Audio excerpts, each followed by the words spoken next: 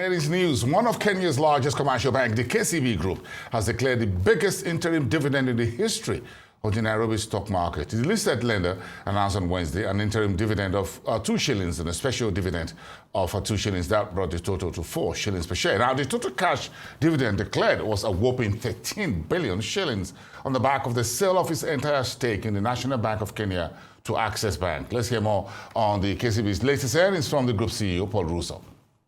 Our business, we continue to have the largest footprint in the region. 33 million customers.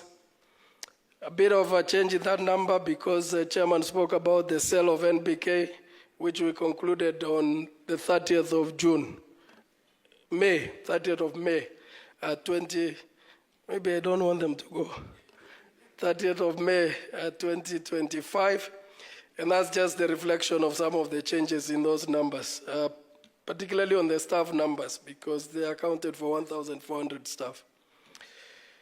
A diversified portfolio, and I'm trying to cut out time. We are concluding our acquisition of Riverbank in the final stages of that, but doing quite a lot already with them. But just wanting to point out that 100% sale of NBK, pointing out the progress on Riverbank acquisition. But most importantly, and I know we've been quoted a number of times, but let me say we are monitoring the developments in Ethiopia and keenly following that. Doing sufficient evaluation with the help of our KCB Investment Bank. We haven't made a decision yet, but definitely an active assignment for us. I just want to touch on the operating context, and I'll touch on 5 items on that part. There are shocks from multiple fronts, and I don't want to repeat what the chairman has said.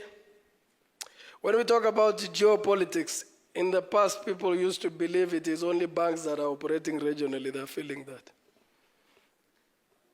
But as it is today, and I made that comment this morning under the post-MPC review, every institution is feeling the geopolitics pressure. And that's why I always say we cannot stand by. We have to make our contribution at individual level and at institutional level. At the moment, we've had close to 15 or so branches in DRC, closed in Eastern DRC.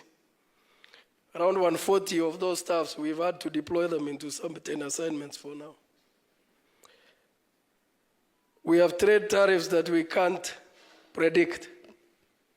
So today you're in AGOA, you're not sure what that is going to be. The negotiation with the US government, and I'm sure our government is doing the right thing, but those have impacts on what we're doing. We've seen definitely a shrinking of customer wallet, particularly in Kenya, given new taxes.